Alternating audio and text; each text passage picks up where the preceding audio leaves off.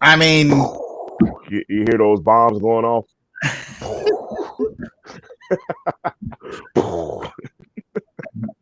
don't let it be said that David Tepper doesn't like making a splash. I'll give him this, since he's taken over ownership of the team, is that the Panthers are always in the media, always for something. I was going to say you stole my thought. You stole my thought. You can say a lot of different things about this team since Tepper's taken over. You can't say that they're boring. Nope. Yep. I mean, there's always something. And today, for those of you that live under rocks, the Carolina Panthers acquired the first pick in the 2023 NFL Draft from the Chicago Bears. Something that we had said on the show that they should try for once Chicago made it known that they were interested in trading that pick. However, it came with a cost. Boy. So far, the details that we know about the trade are that the Carolina Panthers will be giving up their number 9 pick this year, obviously, their second round pick this year, their 2024 first round pick, their 2024 second round pick, and wide receiver DJ Moore. That's 4 picks and DJ Moore for the number 1 pick. So, I mean, the question is, so obviously Bears fans are ecstatic. They are like over the moon with this trade. Okay. They should be. Yeah. Even though some of them were lukewarm on Justin Fields, I think a lot of them felt like they could get the player that they wanted, but they didn't need the number 1 pick. And to get a number 9 pick, a second round pick, a first round pick next season. You're gonna have 2 first round picks next season. Oh, by the way, and you get the only wide receiver in the NFL that has had a 1,000-yard season his first 5 seasons. I was gonna say, you know what would help Justin Fields out a lot? A guy like DJ Moore. Yep. If I was a Bears fan, I'd be really, really excited today.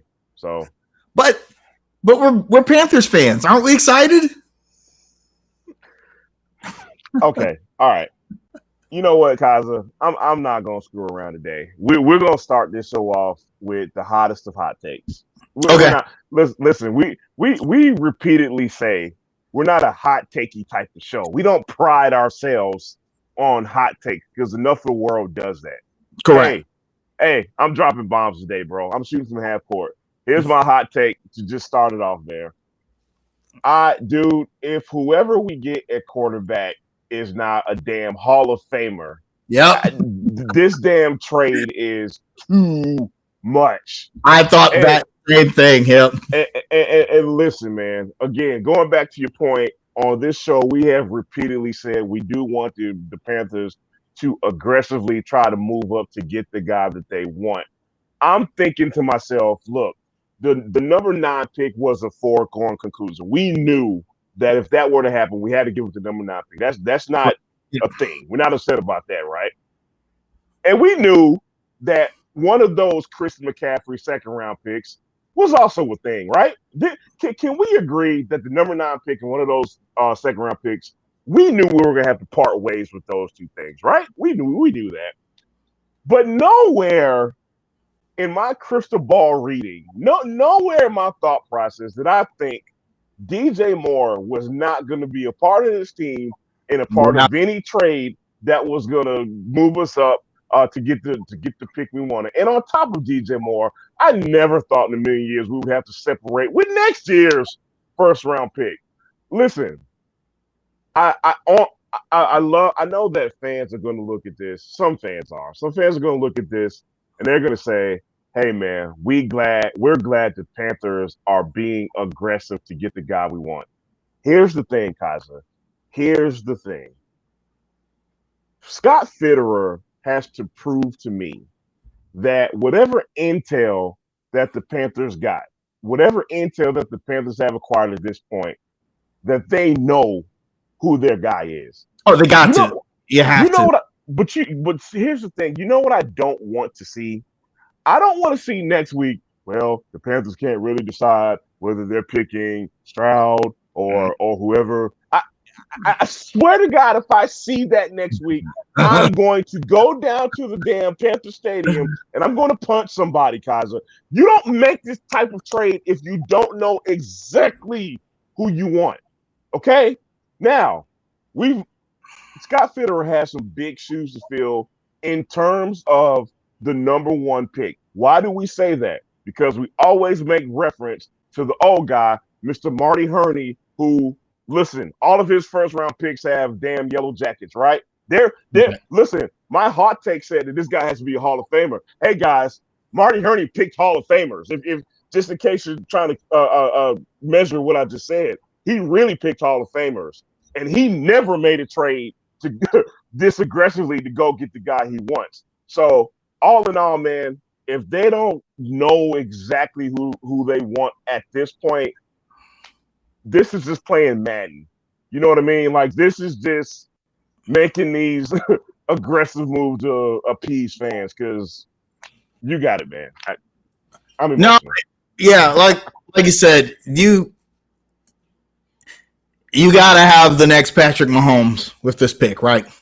You have it has to be, right? This might be the riskiest move in Charlotte pro sports history. In the 30 plus years of Hornets and Panthers, this might be the riskiest move, because if you draft a bust, he doesn't even have to be a bust. If you draft a guy that is like, okay, he can't be okay. Yeah, if you draft a guy that is a good NFL starter. No, sorry. Nope. Not good enough. If you draft a guy who was a 2-time Pro Bowler. Sorry. Nope. This has to be the guy. This has to be Aaron Rodgers. This has to be, maybe not Tom Brady. Brady's the GOAT, but I mean, MVP level type guy, right? You gotta this guy got to be better than Cam Newton. Cam Newton might have been the other riskiest thing, because there was a lot of risk around that pick. Even though, I mean, looking back, it was like, how? Like, I was like, I'm not sure about picking Cam Newton. But this, you essentially traded your two best players on offense, Christian McCaffrey and DJ Moore, and draft capital for a pick. And you know how I feel about picks, because picks don't play. Right, yeah. They don't play. Players play. Picks are just little, like, will-o'-the-wisps of potential, then they may not live up to it. So I just, to your point, they got to know the guy. They got to know. It better not be the Panthers are on the clock. No, there is no. Ain't no clock. Ain't no clock. Go, yeah. Listen, announce that damn pick. What is the draft? Friday night or Saturday night? Yeah. Announce that pick the night before. Whatever the night before is, you need to go ahead and announce that pick that time. I don't want to see that, man. I'm sorry. And another point that I wanted to make today, man, is okay. You draft your guy, right? You get your guy, whoever this guy may be. Because damn it, he better be good. Who's he going to throw to? We don't have DJ Moore anymore. The most productive receiver, hands down, on this team. Who you going to throw the ball to? Now, I've had this discussion with some of my friends earlier, and they're saying, hey, look, man, the wide receiver position in the NFL, it's becoming more and more expendable. If you look at kind of teams across the league, they're saying, hey, man, we can groom somebody to be wide receivers. Anybody can go catch the ball these days. However, man, I go with what I can trust. I can trust DJ Moore. I know he's been our number one guy this long. What are you going to do now? Now, listen, and it's this much more important because now you're going to have a young quarterback with a new coach and a new system and a rookie quarterback coming into the NFL. Where's his safety net going to be? There was a report. Yep. There was a report today. We're going there. I guess we should have seen the writing on the wall. The report came out right before the news of the trade. But the Carolina Panthers apparently were in attendance at Odell Beckham Jr.'s private workout today or earlier this week, whenever it was. That indicates to me that there is interest there. And they feel like So all right, so now that you don't have to pay DJ Moore, right? And you got they let Damian Wilson go. The earlier reports were that they had cut Shaq Thompson. That ended up not being true, but it still could be true. Shaq Thompson is possibly a $24 million a year cap hit, right? Yeah, just because it didn't happen today doesn't mean it's not going to happen.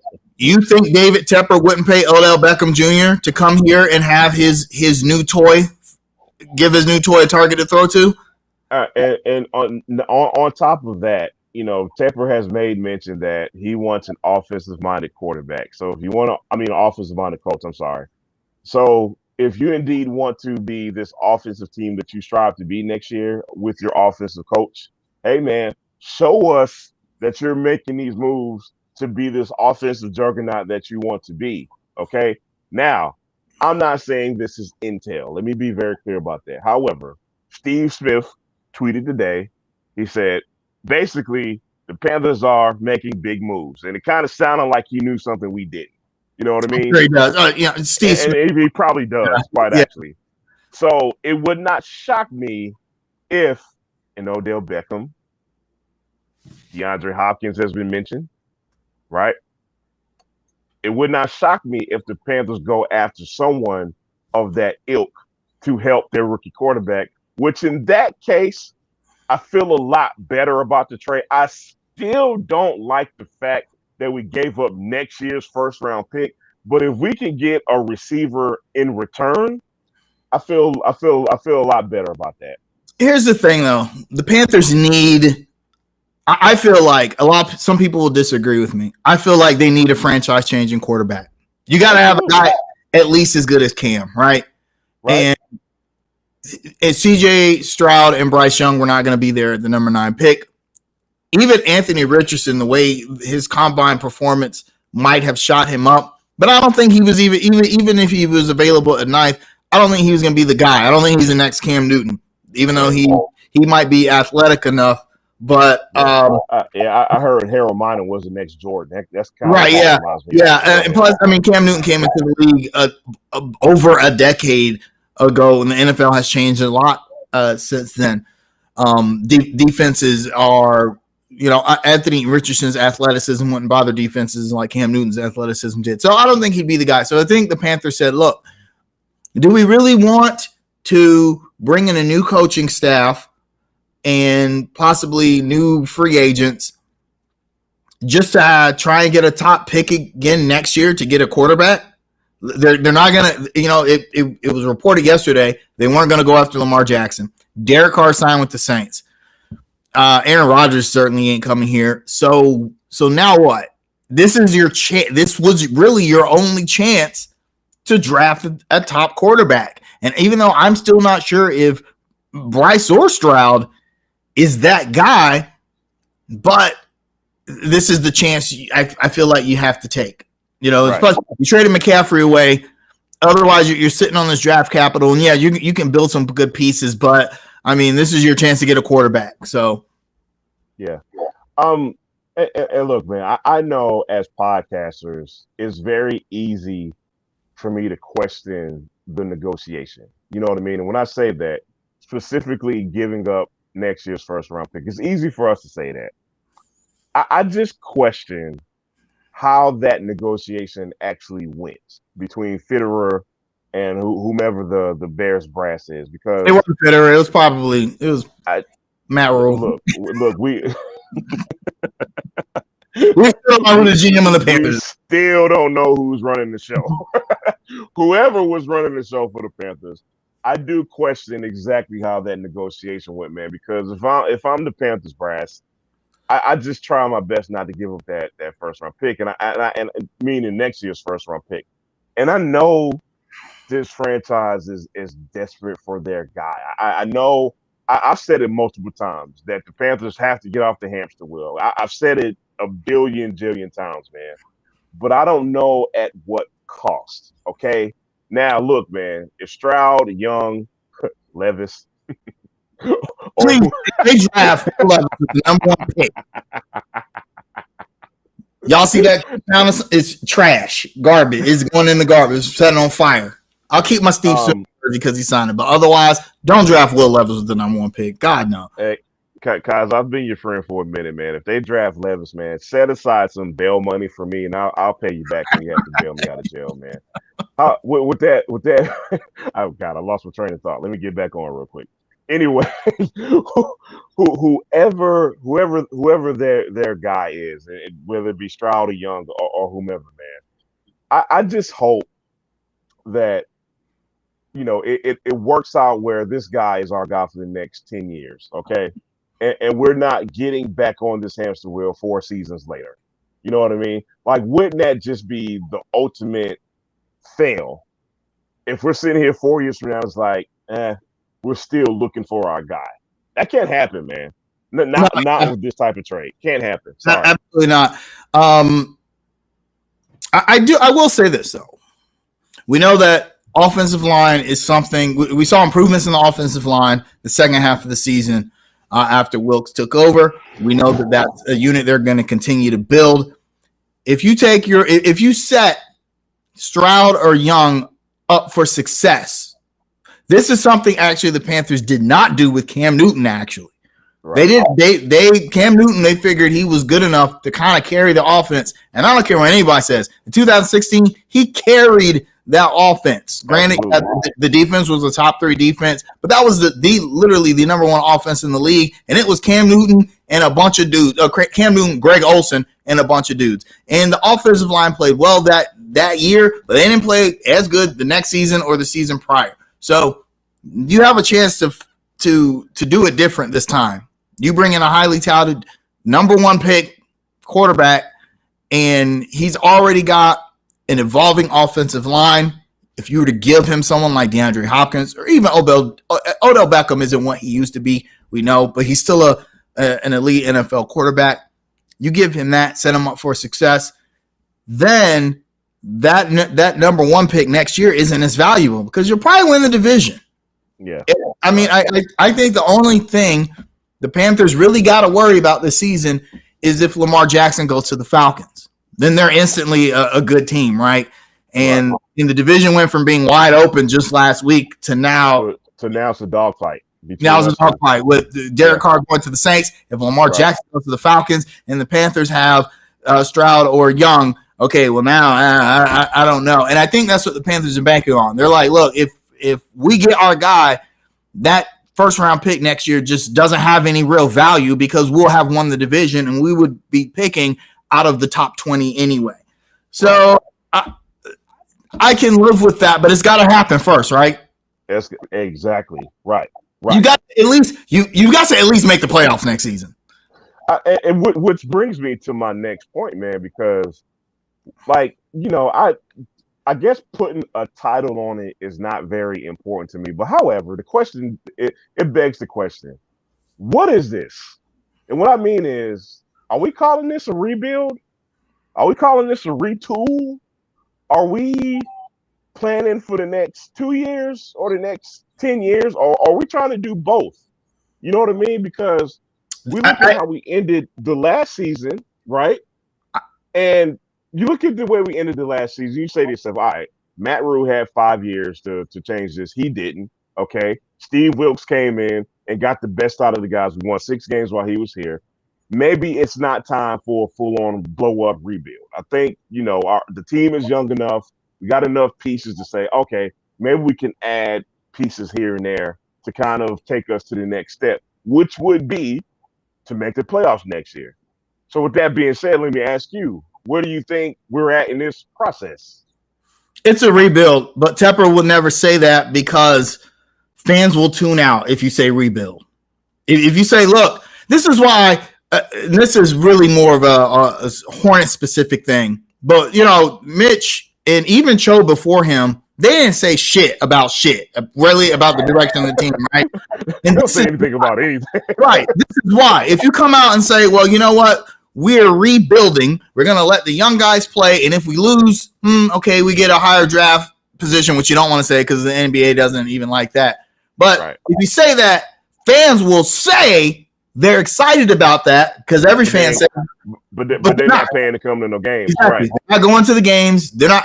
We run the Hornets Facebook group. What do those game threads look like? Even though everyone swears up and down they want the Hornets to lose and tank, we get like 40 comments in those game threads. Last season, because everybody's checked out now. There's nothing everyone checked out. Right. Yep. Right. Yep. Exactly. So Tepper knows that. He's smart. He was one of the part owners of the Steelers for forever, right? So he understands. Right. You just can't come out and say rebuild.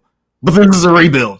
You traded Christian McCaffrey. You traded DJ Moore. You fired everybody. Just everybody. You fired your GM a few years ago. You hired a new coaching staff. That didn't work out. You fired them. You brought in a completely new coaching staff, like top to bottom. You didn't retain anybody. In any other terms, this would be a rebuild, in my opinion. They're just not calling it that. They're calling it a retool or whatever because they want the fans to say, "Hey, look, we're building on what we already have." Well, what do you have? You had a great defense, and then you hired an offensive-minded coach. You're not really building on that. This is a rebuild. Yeah. Let me let's address Ty's question here, man. Ty's asking, what vet QB do you bring in with this rookie QB? Do you keep Darnold in that situation? Yeah. Right. Why not, right? Yeah. I think Sam realizes what he is in the NFL now. Yeah, he's not going to be that guy, right? He might give you a little bit, and I think if you had a good offensive line and weapons around him, he'd be a serviceable starter, right? But yeah. I think guys like Sam Darnold are the perfect vet for a guy like Young or Stroud because Sam Darnold was highly touted coming out. He's number one pick, right? Yeah, highly touted, and it didn't work out. There was a lot of pressure on him playing in New York, which is impossible. It's impossible to play in New York. I don't see how athletes do it, right? Right. So if and granted, Bryce or Young or Stroud won't have that pressure playing in Charlotte, but there's going to be a lot of pressure being the number one pick, right? But speaking of that, I'm glad you brought that up, man. This is the right city for this because anywhere else, man, they would be under tremendous pressure. You know why? God. Because of the haul we gave up to go get whoever this guy is. That inherently puts a lot of pressure on these young kids, man. And look, I'm not saying New York type of pressure, but I will say this, Kaiser. This fan base is starving. We can agree there, right? Between the Hornets and the Panthers, forgive my language, between the Hornets and the Panthers not giving us shit for the last 6 to 7 years, this fan base is starving for something. Right. And look, all of our hopes and our dreams are going to ride on this young quarterback next season, man. I mean, let's kind of be real about that, man. So I think fans will give whoever we draft a little bit of leeway. If it's Young or Stroud, they'll get leeway. If it's anybody else, oh no, I'm with you. Yeah, listen, if it's anybody else, man, there ain't no leeway. Oh no, Fans will be calling for his head, but I think fans will give him a little bit of leeway because he's gonna make rookie mistakes. He's just going to. Is what it is. Even the greats, did not play perfectly as rookies, right? So we're gonna give them that some, but. I think a guy like Sam can help temper the attitudes of a number one pick who is going to be under. Hey, you're the savior of this franchise, right? That's what the Carolina. They may not say that to him, but that's essentially what they've said to the world. Whoever we pick, this is the guy that's going to save the Carolina Panthers and bring us back to prominence. That's big. I don't care where you play. That's pretty big. So. Hey, let's I want to address Willie's comment, man, because Willie says all the hype with the coaching staff. I expect to win 12 games because Wilkes won 6. I'm not as salty since the Reich hire. Willie, I think I'm probably in 100% agreement with you, to be quite honest, man. And I don't know if I'm going to put a number on the win total just yet, only because I want to see how the rest of the offseason kind of plays out. But all in all, as far as like expectations, no, I'm with you, man. I expect big things because you don't make these type of splashes without wanting to take a jump at some point. And like you said, like I mentioned early in the show, being that we did win 6 games down the stretch last season, to me, it's a fair expectation. Yeah, it really I agree. is. So yeah, Willie, I'm in agreement with you, man. Yeah, absolutely. You won 6 games with a patchwork team that was in disarray. With a college team, basically. Yeah, with a college. Yeah, you fired the coach, you traded away the best player, and then you still not only did you win 6 games, but you had a real chance to win the division. You know, No doubt. in the biggest game of the season, you came up short, but you had a real chance to, which would have, you know, if he wins the division and you don't give him the head coaching job, then it, you know, you really raise the eyebrow. But yeah, I feel like 12 games is a reasonable expectation, even with a rookie quarterback. You know, you don't made all these trades. What if the Panthers turn around and trade the number 1 pick? Someone mentioned earlier in the chat that they should trade that pick and trade back down a few spots. Dude, that is just. I don't know. That is just some circus shit. They won't do that. They won't do that. They know their guy.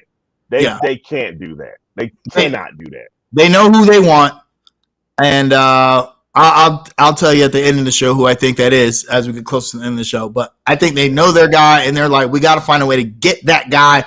Let's deal with Chicago. They got him, and that's the thing.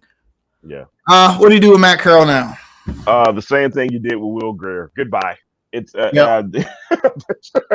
my answer. Look, I unless you just kind of just set on keeping 3 quarterbacks, which at this point it would be 4 because I think PJ Walker's still signed. I think don't quote me on that.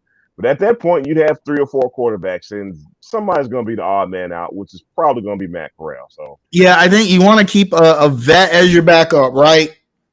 Or maybe PJ Walker might be the odd guy out. Quite yeah, it could be. Yep. Which, you know, PJ Walker is a Matt Rule guy. Although, so it wouldn't surprise me if you know, they let PJ go. Plus, PJ, I think, raised his market value around the league some. There could be other teams, you know, who would want his Somebody service. would want him as a backup, man. I agree. Yeah, but Matt Corral, sorry, bro.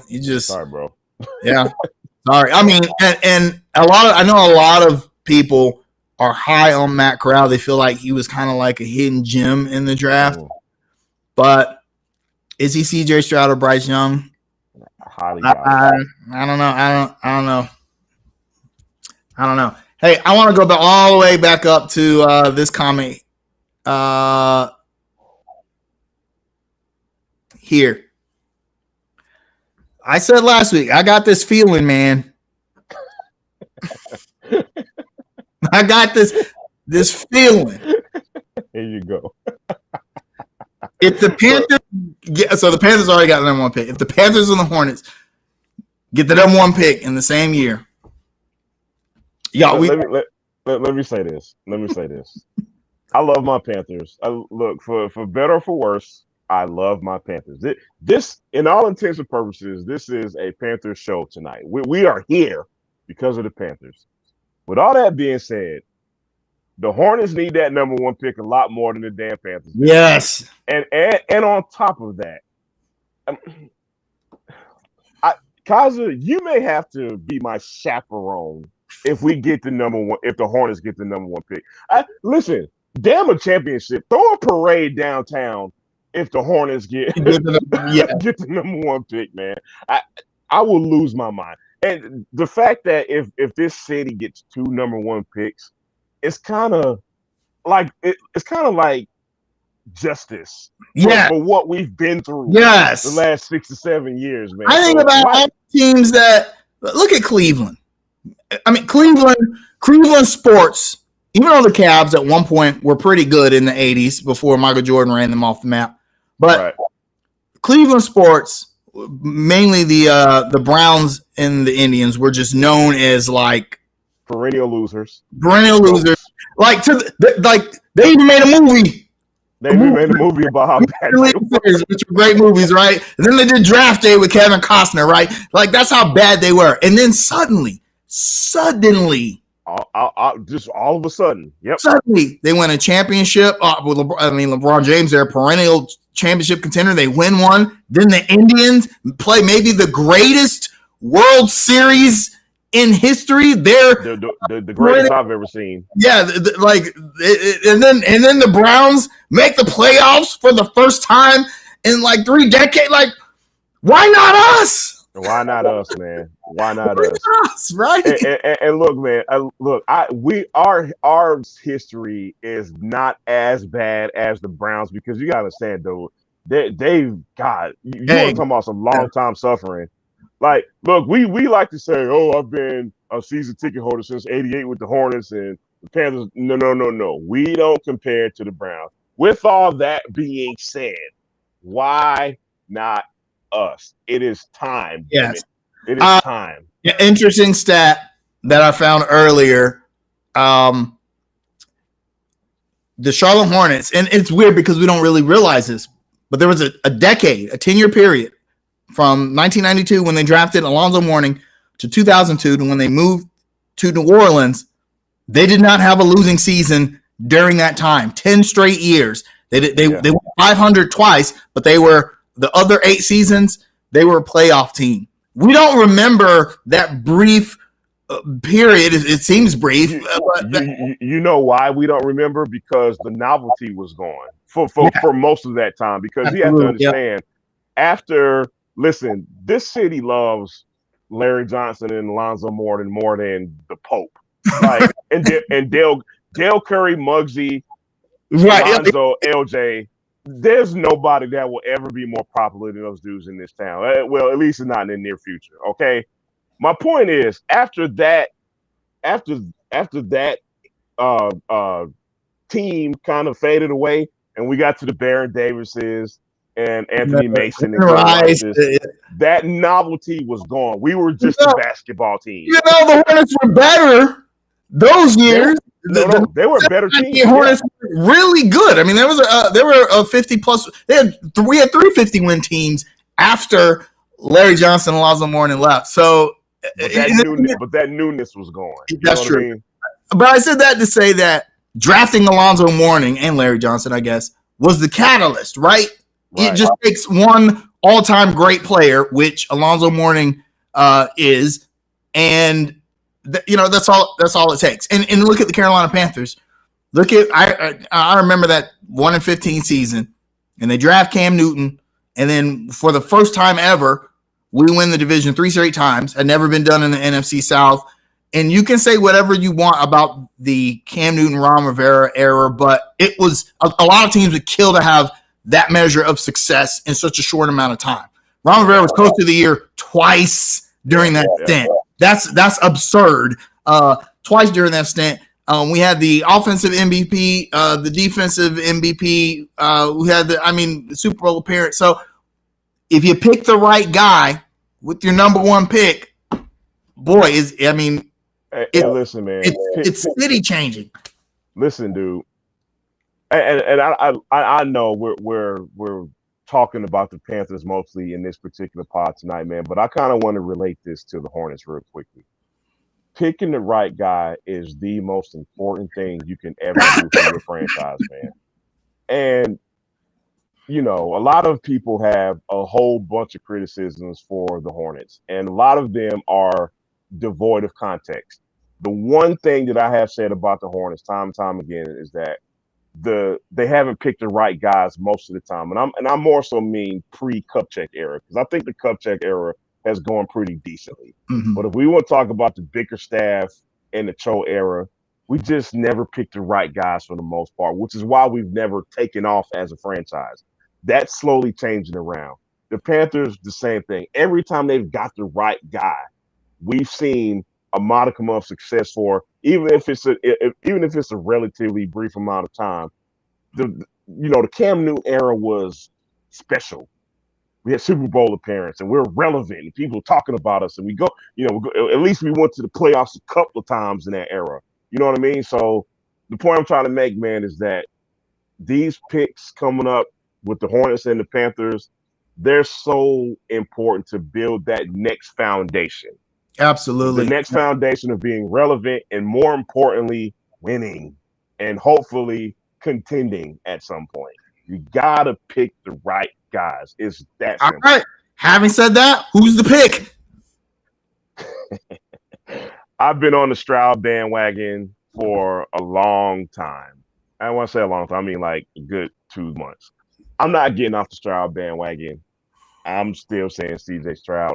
Let me explain something. Stroud, maybe 6 months ago, was projected around seventh, eighth. You look at all the mocks recently, he shot up to two. But now, I think with the Panthers having the one pick, I have a hunch they really like Stroud. So I'm going with Stroud. Stroud is my pick as well. I think last season, now, although Ohio State quarterbacks, we've said this before, have been fairly abysmal in the NFL. Not much success at all. Yeah, now the jury's still out on Justin Fields, but I think it says a lot that Chicago is willing to stick by him and trade away their number one pick. However, I think CJ Stroud might break that mold. I mean, Ohio State is a great collegiate football program, right? Yeah, no. I mean, they play in a tough conference. I mean, you look at his numbers. I'm a huge fan of quarterbacks that put up good college numbers because they typically do pretty well in the NFL. If they don't turn the ball over, CJ Stroud only threw 12 interceptions in 3 seasons or 2 full seasons with Ohio State. That alone, I think, is enough to get him the nod for the number one pick. I would not be upset at Bryce Young either, however, but I do think that his performance, his Peach Bowl performance against Georgia was enough to give him the Same. Right. And that's what kind of turned the tide with me was that performance, man. I will say this, man. If they decide to go Bryce Young, I'm really not that upset. One thing that concerns me and a lot of Panthers fans with Bryce Young is his size. Like, he's a small guy. right. And, but on the flip side of that, the same questions were made with Drew Brees, and you see how that turned out. Yeah. And let me say this, man. Cause I've mentioned this to you before. I know I try not to get too excited about combine stuff because, like I said before, over and over again, I've seen so many combine dudes who don't really turn into successful NFL players. With that being said, Bryce Young has been, he's very impressive combine stuff, very impressive throwing the ball, a lot of velocity, a lot of throwing power behind that small body of his. Okay. So again, I'm not mad if we pick Bryce Young. I just have some concerns about his size. Let me say this last thing to wrap this up. But this is where I go back to the Panthers scouting and the management and the intel that they have. See, back, I don't know, 10 years ago, I trust Hurney, right? Didn't Marty Hurney give you every reason to trust him with the guy he wanted? You know what I mean? In the first round. Yep. Listen, I remember when Marty Hurney wasn't quite with the Panthers and he had his eyes on Justin Herbert. And I said, man, I don't really like Justin Herbert. Look what Justin Herbert's doing now. So I said it to say we had a guy that we trusted 100%. I'm not there with the Panthers brass yet. So this is why I'm just kind of like, I hope they get it right. Stroud feels, the only thing CJ Stroud feels like the safe pick, right? Right, no doubt. Bryce Young's physical stature does give me pause. He doesn't even weigh 200 pounds. He's not even listed as 200 pounds. Like, but that man can throw a football. Yeah, but it's like in the NFL, like even Mike Vick was over 200. He was a small guy. Robert Griffin III was over 200 pounds. I'm not saying that everyone's got to be like Cam Newton or even to take out Tom Brady is a big quarterback. I mean, Tom Brady's 6'4", about 230. And even Drew Brees. Drew Brees is only 6 foot. He weighs about 220, 225 pounds. That's a big difference to be taking hits in the NFL. Yeah. And we saw what happened with Robert Griffin III's career. Now, granted, he was a mobile quarterback. He ran a lot. We just took too many hits, and he didn't have the frame for it. And so, Bryce Young is he's more of a pocket guy. But also behind a young offensive line, I don't know. That's a risky. You've already made one risky move by trading away like everything for the pick. Right. Don't do another one with Bryce Young. I'm actually okay with the safe pick of CJ Stroud. And it might be one of those Trae Young versus Luka Doncic kind of things because Bryce Young is going number 2. Yeah, whoever goes number 1, the other guy's going number 2, right? Absolutely. So, absolutely. Hey, one quick thing. Ty, I'm not saying I necessarily disagree with you, but I'm just going to say this. I don't think people knew that Patrick Mahomes was going to be Patrick Mahomes. That's all I'll say about that. But I will say that sometimes players just get in the right systems. We see this in all pro sports, and I think that I think Patrick Mahomes would have been good wherever he went. But to go to Kansas City and then have those weapons around him and then have Coach Andy Reid. Have Andy Reid and Tyreek Hill is not a bad start. Yeah, not a bad start. I mean, I think if Sam Darnold had gone anywhere but the Jets, I mean, come on.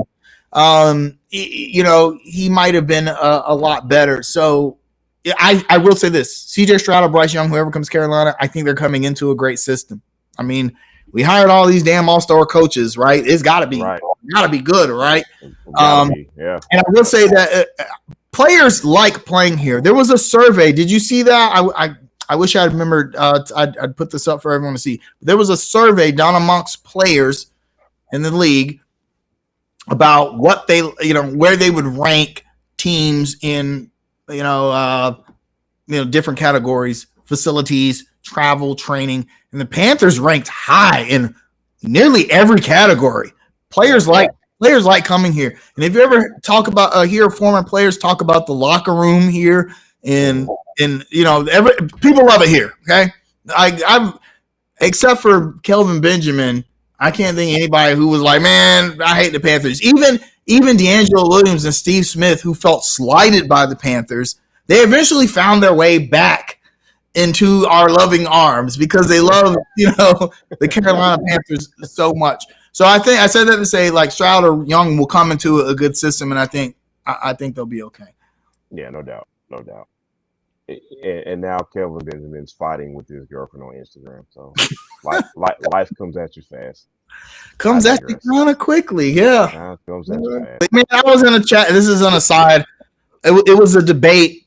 This debate comes up like every year on Facebook. Cam Newton or Michael Vick. Like, who would you take? Blah, blah, blah. Right. A lot of people still think that Michael Vick is better than Cam Newton. I just don't see it from a statistical standpoint. It's not even close. But someone brought up the very true point that who did Cam have to throw to for his career? He had an aging Steve Smith who left.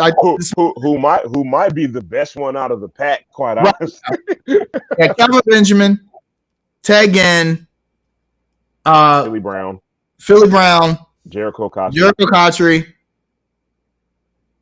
and then later he had Christian McCaffrey, and he had Greg Olsen, of course, at tight end. So the person was saying, someone said, well, he had Kelvin Benjamin to throw to, and everyone was like, "What are you talking about?" I'm sorry. What happened? I'm sorry. What happened to Kelvin Benjamin after he left here? We went to the Super Bowl.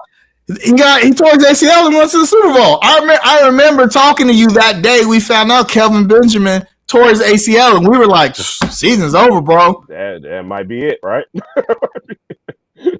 Willie, let us know if you can hear me and Kaiser. Who's having the audio issues? Willie, it might be the stream acting up because Spectrum Internet sucks. So don't get me started. But yeah, hopefully this is the start of a franchise changing event. This pick, I hate to put that much pressure on these young boys, but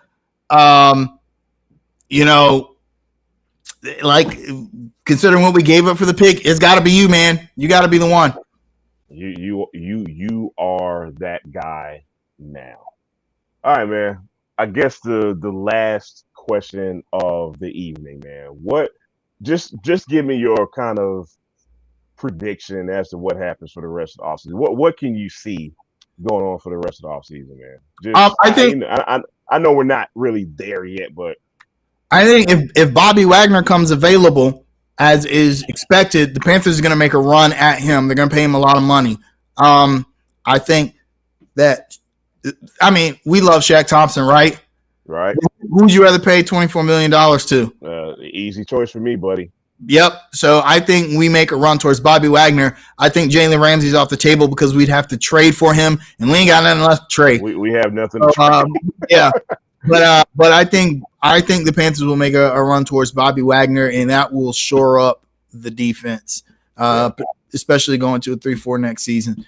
And then we'll see what happens draft night. Yeah, look, I'm just going to continue with the theme of Tepper wanting an offensive team.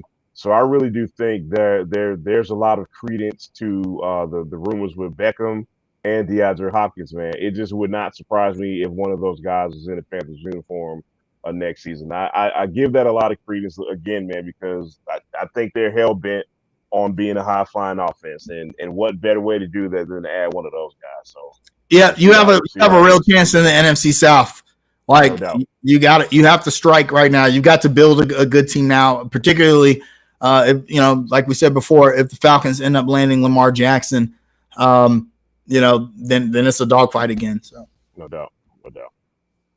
All right, we're gonna end it right there. I like doing these special midweek episodes whenever some crazy stuff happens. So speaking of that, I got a prediction, Kaiser. I got a prediction. Because not because I have intel, not because I have some inside information. It's nothing like that. Okay, let me be clear. Because the Hornets don't like the Panthers stealing their headlines, Miles Bridges is going to come back next week. Watch. Hey, I was thinking this watching the Detroit game. What if they re-sign Miles and we get the number 1 pick?